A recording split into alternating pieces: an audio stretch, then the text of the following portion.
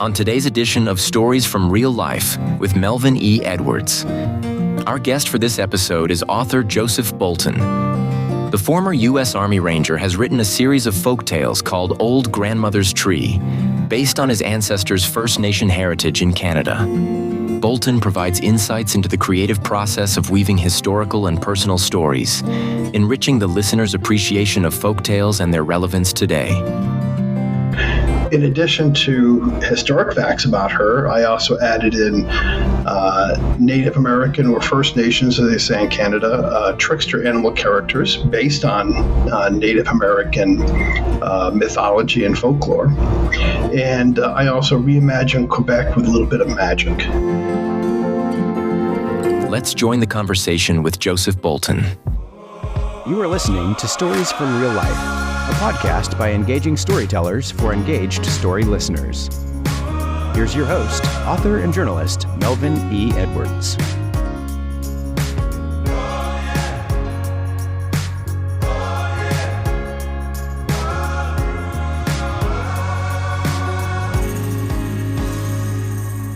Hello again, and welcome to another episode of Stories from Real Life. I'm your host, Melvin E. Edwards. Thanks for joining me for the podcast where personal stories can have a global impact. As you heard in the intro, our guest today is folklorist and author of the Old Grandma's Tree series of books, Joseph Bolton. Joseph, welcome to the show. Well, thank you. I'm very excited to be here today with you. I'm excited to have you here so I can hear your stories. My first question for you today is, how does a West Point grad and Army Ranger end up writing books about old grandmothers? Well, I think, when I was a child, my mother's family is French Canadian, and I was always fascinated with that and always wanted to know as much about my family's history as I could learn. And, of course, back then, you can only, know so much. You may know about your grandparents. I may know about my mother's grandparents and a little bit, but there's a great mystery there. But after I, retired from the Army in 2007, and as all those wonderful tools we have now today to research your family's history, Ancestry.com, we got the DNA test. So I used those to research my mother's family history. And so using that, I was able to rediscover all her ancestors in Quebec, right to the very beginning of when they first settled out in Nova Scotia back in the mid-1600s, the very beginning of Canada.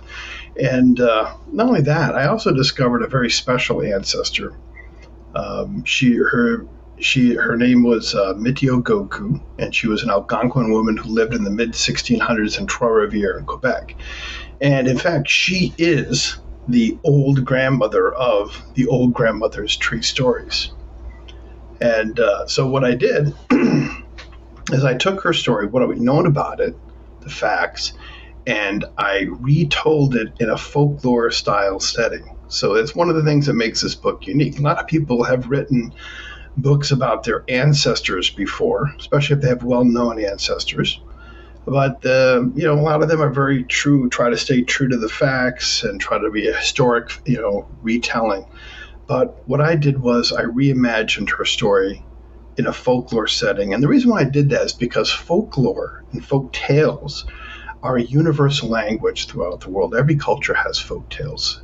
And the language of folk tales, they talk about the human experience, moral lessons, living our lives. And so I took that language, the language I used to retell her story. So in addition to historic facts about her, I also added in Native American or First Nations, as they say in Canada, trickster animal characters based on Native American mythology and folklore. And I also reimagined Quebec with a little bit of magic in there. And so I immersed all those ingredients together and created what is right now 2-volume series of books. There's 10 stories within the 2 volumes that we have right now.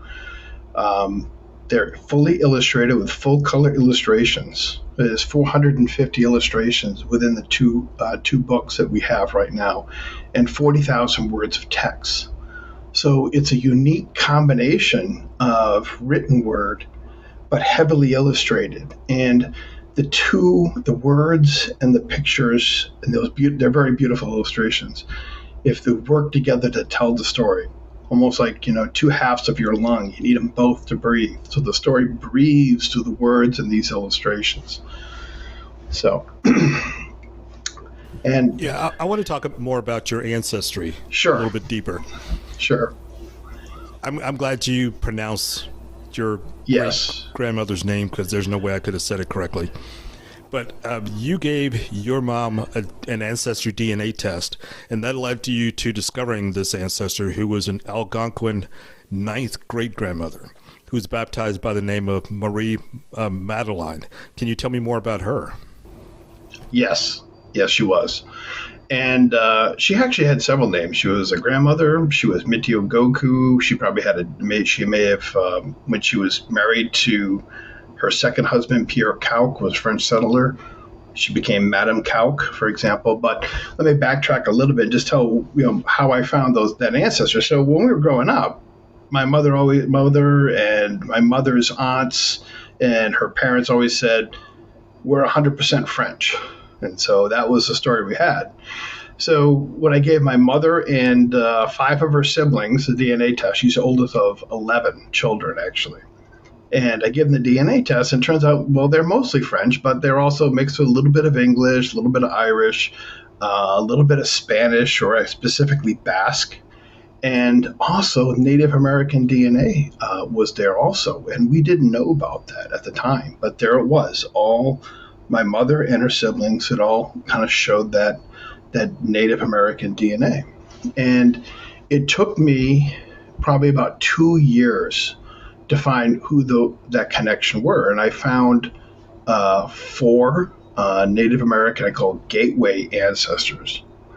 And of them, the most well-documented was Mitio Goku. And her story was very well documented by the Jesuit priest who lived in Trois-Rivières.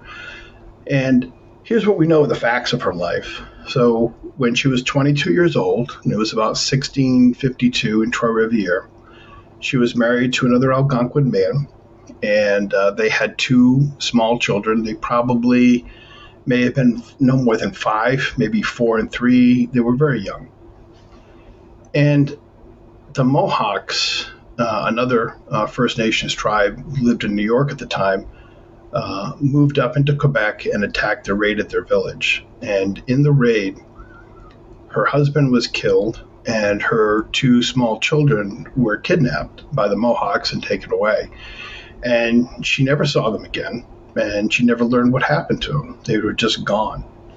So here she is at 22, and she lost everything. She lost her husband, and she lost her children. And yet, 5 years later, she marries a French settler named Pierre Cauque, and together they had a whole new family. They rebuilt their lives, she rebuilt her life. They had, I think, at least 5 children between the 2 of them, and they have today thousands of descendants in Canada and the United States. So when I looked at her situation, being so young and to lose everything, it's very easy for a person to fall into despair. Maybe you become bitter. But at the very end of her life, and this is probably the most key thing of all the records we have about her, but at the end of her life, the priest of Trois-Rivières, the French priest, wrote about her about a day after she died. And he said, Mitio Goku lived a full life with dignity, respect, and love, a courageous and loving Algonquin woman. And I really have gravitated to that very short eulogy, an epitaph, and I thought, any of us will have done well if at the end of our life, others can say that we lived a life of dignity, respect, love, and courage. And so I took that statement about her and I recreated what kind of life she probably have, lived, to have someone say that about her. So she was obviously a person of strength and of courage and rebuilding, and I think that echoes today in her descendants. throughout Canada and the United States. And so the very first two stories of Volume 1 of Old Grandmother's Tree are specifically about her. Other stories are about her descendants in Quebec, but she's almost mentioned in almost every story, even if they take place a couple hundred years later. People still remember her. So what she did and the life she led echoed forward with her children and her descendants. And I think that's also part of what we want. We want to have the good that we do in our lives echo forward with our children, our grandchildren, our great-grandchildren, and on to generations past that. And so here we are. We have this two-book series, and I'm writing, just about finishing up the third book of the series. It's going to be coming out by the end of the summer. It's going to be called The Dance of Creation. And it's going to be set in the same story world or story universe as Old Grandmother's Tree, except that it's going to be a retelling of the creation of the world and where all these trickster animal characters came from, how they were created. And then the other book I'm going to be releasing probably early next year is going to be called All Around You There Is a Light, and it's going to take place at the very end of Mitio Goku's life, the last couple of days of her life, and she's retelling the story of the attack and what happened immediately afterward to her granddaughter, who is of French, at that time is French and Algonquin. But she's trying to pass on a little bit of what she learned in her own life and a little bit of her Algonquin heritage to her grandchildren. So there's a lot in that story. I'm very excited when that one comes out, when that'll be coming out next year, or early next year. So the series is ongoing, and I'm very excited here to talk to you about it. Yeah, that sounds great. Genealogy is something that's always been very important to me, and I've done a lot of genealogy research on my family, and I've even written 2 books about my family's history. And so I'm curious how or in what ways do your stories encourage people to explore their own family roots? Well, I think every family has fascinating stories, and there's stories that will probably give you joy, will surprise you, and some of the stories might even shock you. I do think that we have to keep in mind that each of us is a continuation of the story of our ancestors. So if you were writing a story about your ancestors, or your ancestor was telling a story about themselves, their story did not end when that ancestor of yours died. That story continues on with you. You are the direct continuation of that story. There's a continuum between you and all the people that have come before you. And your story, understanding of yourself and understanding of your story is incomplete, I think, until you reach back into your ancestors and discover their stories, discover their struggles, rediscover their knowledge that they had, and learn from that, and remember that you are their story. It did not end when they died, but you are their continuation. Yeah, that's very true and very interesting too. And with my own family research, I ran into some different kinds of roadblocks with being a descendant of enslaved people. Whereas I can only go back in my family's history about 6 generations before we run into the slavery era, where no personalized records were ever kept. So my ancestors before 1870 were not really listed by name. They were listed as property. So I had to go, I took my first book, The Eyes of Texans. You can see the cover of the book behind me. And each generation each chapter follows a generation of one of my ancestors. And I retell their story in a first-person voice as I imagine the story to be based on my research. And the people came alive to me through those stories. Was that your experience? That's correct. That's very true. And that sounds like, a very fascinating book that you've created. And, especially, I think that you've touched on how important it is to have a sense of continuity between each chapter. A chapter doesn't stand alone. It naturally leads on to the follow-on chapter. And that's the way our lives work, in context of all the people that have come before us. What makes folktales traditional folktales relevant in today's modern context? Well, I think folktales, for one thing, they're universal.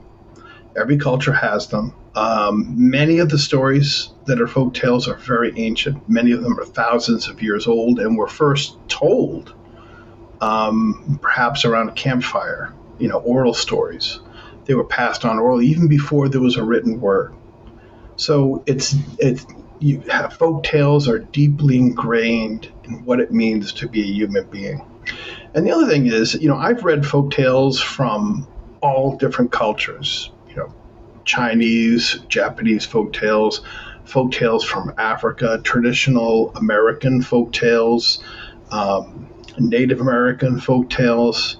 And although they are different in their particulars about their stories, there is a universality to them in talking about what it means to be a human being. And many of them contain lessons about how to live a good life. And folktales are also universally entertaining. They more instruction, but they're very universal entertaining. So all the things I just used now to describe folktales is still true today in the 21st century. That doesn't change because human nature is the same. So as long as human nature is the same, folktales are going to be definitely a part of the human experience. Can you share a lesser-known folktale that holds a special significance for you? A lesser-known folktale. Oh my gosh. I don't, off the top of my head, I think I really don't have one right at the tip of my tongue, but I always think the ones that always fascinate me are the ones that are tragic. And there's a lot of folktales that have like lessons that are tragic. Unrequited love, or those are the stories that really reach out to me because I think they're set up that way because they really want to drive home the lesson about human life and human experience. So I really don't have a one off like that what I can really describe that way, except maybe talk in generalities. But I love folktales of all the different cultures. I was fascinated with Greek mythology as a child, and many of those stories are also very much kind of tragic in the way the characters are. But I've always been fascinated with them. But I don't have one in particular, though. Oh, yeah, that's okay. What role do folktales play in fostering community connections? Well, I think that they give a sense of commonality, of culture within that area. They talk about the world around them and a culture that exists in any part of the world. That folk tales are set in the place where these people live that tell these folk tales. So the environment is the same. So one of the lessons that folk tales will talk about, of course, is how to live and thrive within the environment that they live in. And I also think that they become like a thread that carries through with all the people that have lived before, because those stories just didn't become created like the generation before you were born. These are stories that have been told by your ancestors on and on and on, generations before. So it's passing on the collective wisdom of a society gets passed on through its mythology and through its folktales. All right, you mentioned hundreds of illustrations in your books. Tell me about those illustrations and about the people who illustrated them for you. Okay, well, I had two illustrators that helped me with this book because it's so big. The first illustrator that helped me was a young woman named Masami Kiyono. She lives in Manhattan, and she is a storyboard artist. And she's worked on designing commercials for like the Super Bowl, for example. She had the Doritos commercials on the Super Bowl a couple of years ago. But her job in the story creating process was that we worked together, and she would do the rough sketches. She would design the rough sketches of where these illustrations would go in the story and what those illustrations would show in the story. So she was the person who, if I use an analogy, would go through the forest and kind of cut down the trees and kind of help create that rough dirt road through the forest. So that was the first part. The second part was, for the final illustrations, I worked with a very talented young artist named Natasha Pelly-Smith.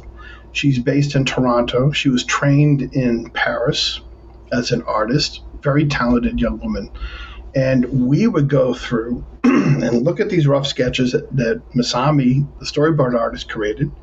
And then she would add her colors and her own techniques on top of those rough sketches and create these beautiful illustrations that are full color. And one thing that Natasha is very talented on is that her illustrations have a three-dimensionality to them that you see, and really a depth and a warmth.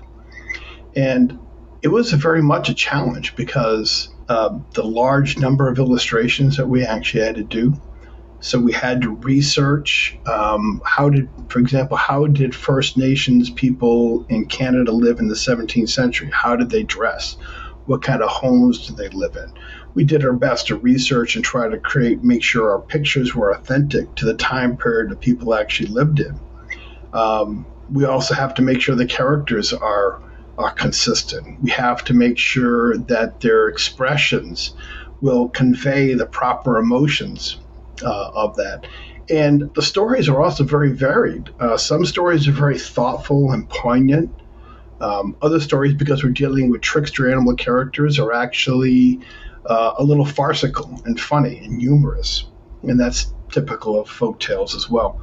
So she had to have a range of expressions and a range of feeling for all the stories particular to that story, in particular in the book.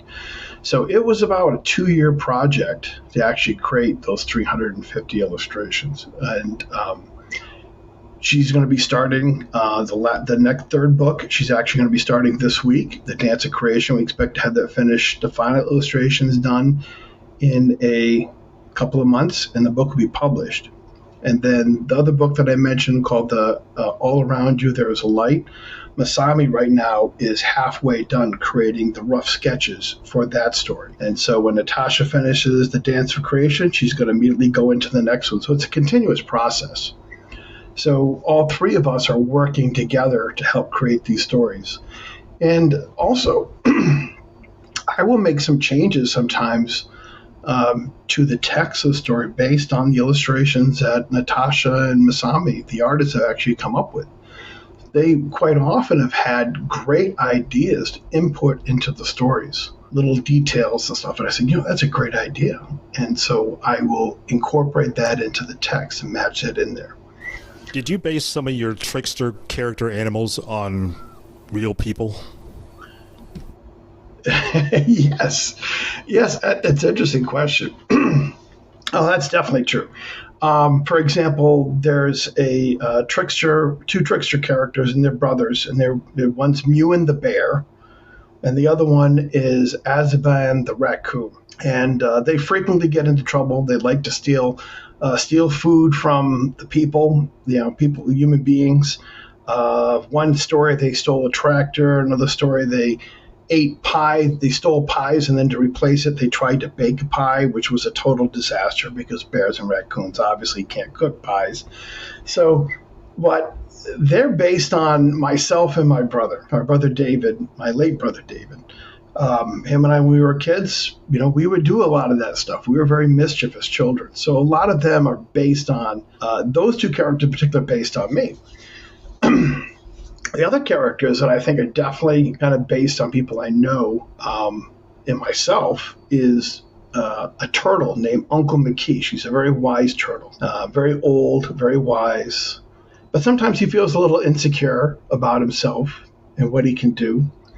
And he wants, as an older person, he wants to be relevant with the younger persons in his family. And he has a very close relationship with his nephew, Poku, who's a moose. And there's one scene in the second book where they're walking back together to Mount Orford in Quebec, where they live. That's their home, after having a day of adventures. And Makisha's sitting on the back of Poku, and they're having a conversation.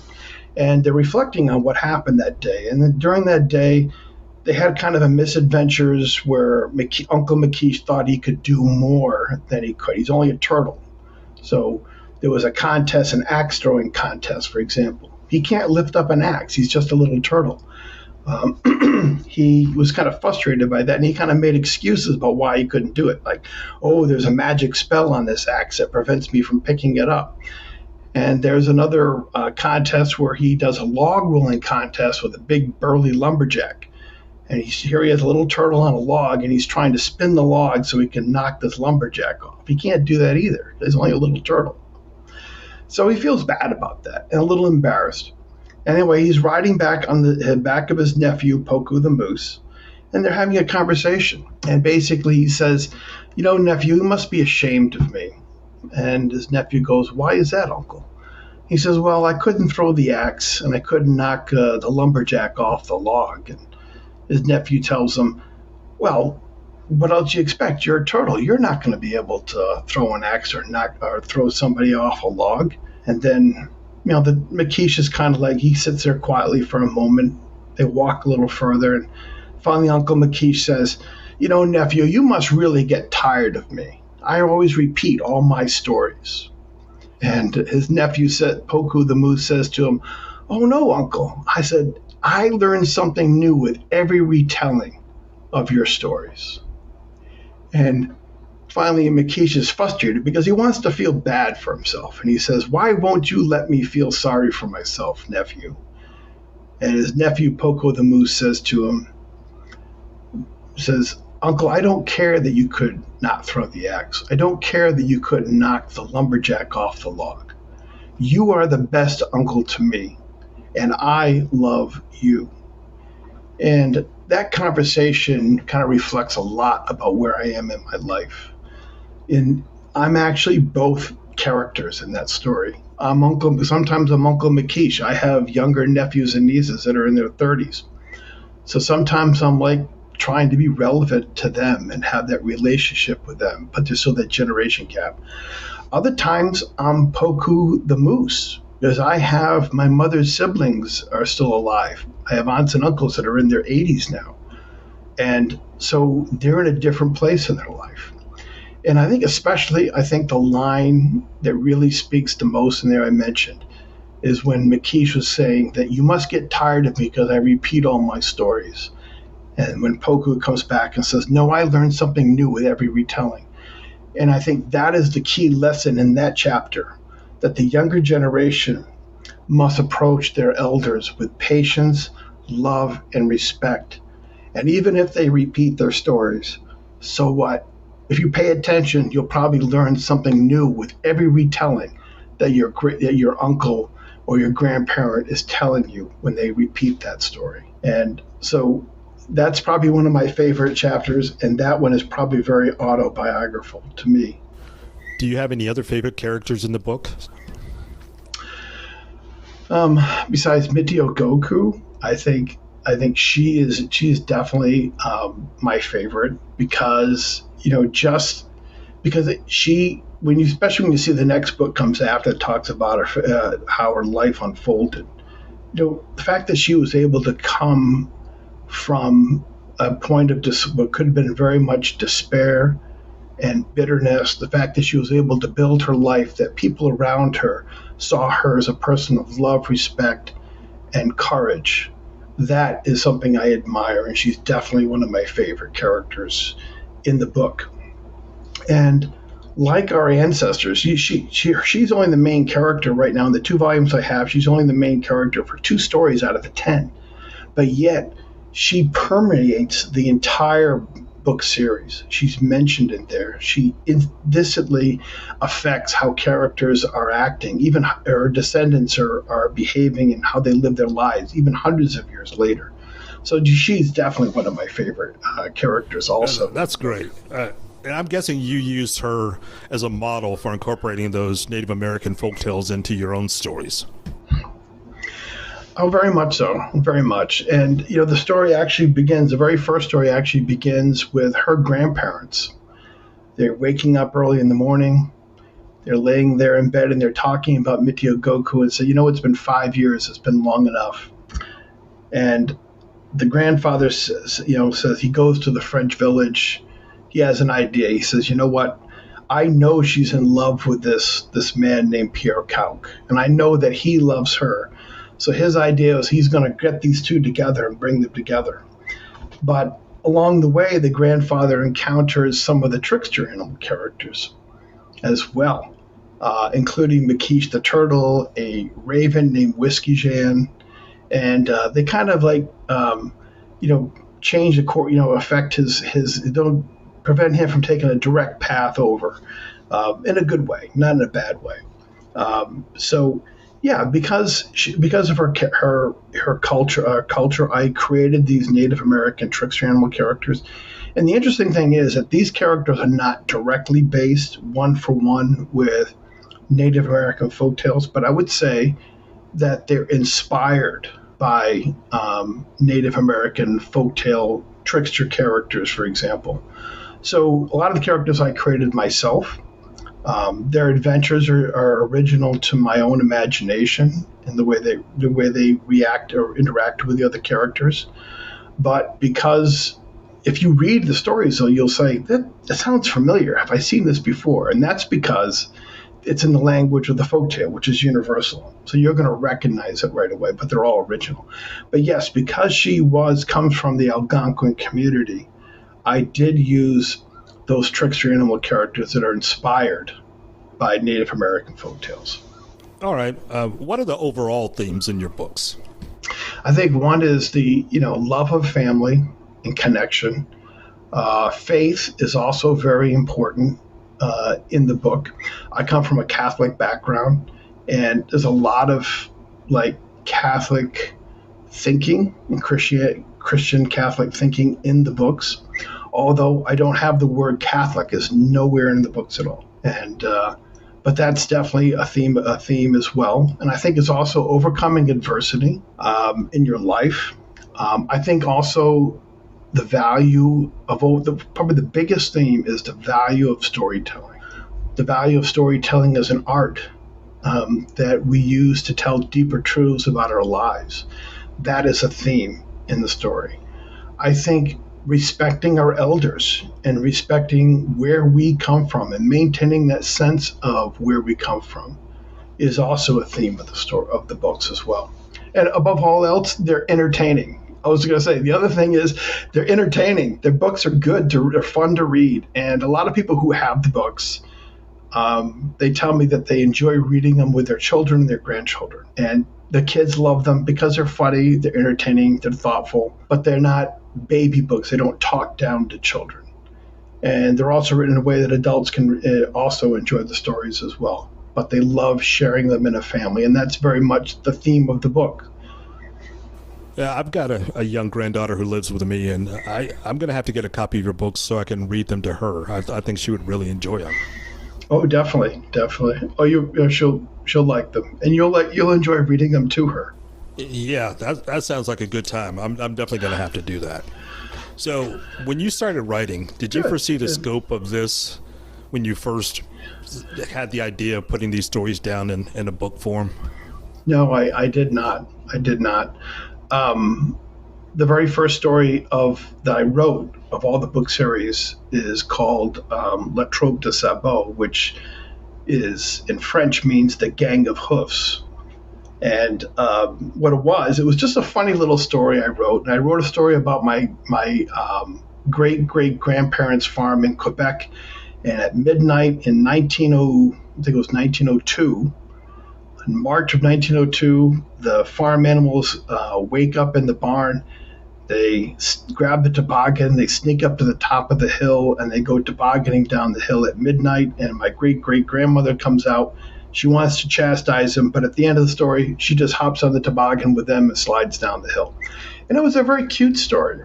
And that's where it was. But I said, I really like these characters. So I started to write another story about those farm animals.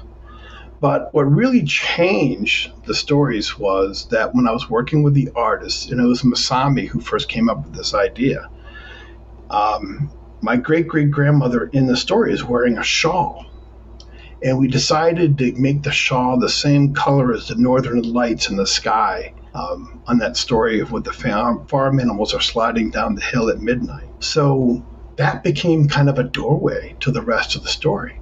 Because as it turned out, the great-great-grandmother I was writing about was a descendant of Mitio Goku. That's how I descend to Mitio Goku. So the shawl became magic. And then it became, oh, where did the shawl come from? Well, it came from her ancestor, Mitio Goku. And that shawl was passed down from generation to generation all the way to my great-great-grandmother. So that became kind of like a thread that led back to Mitio Goku. And then I kind of developed forward those stories about her. But it was not something that I had originally had planned out. I didn't have a whole map of the stories. It kind of became a thread that I found and picked up and kind of pulled at. And behind that thread, as I pulled it closer to myself, I realized that there was a deeper story there to be told. And, when I've talked to other writers, every writer has a different style. Some people like to write an outline.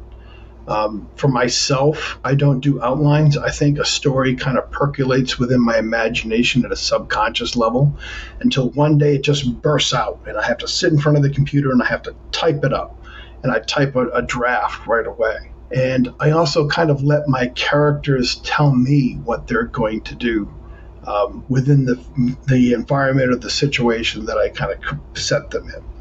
So it's very much a mystery exactly how that creative, it really touches on that mystery of the creative process when you use your imagination, how it works.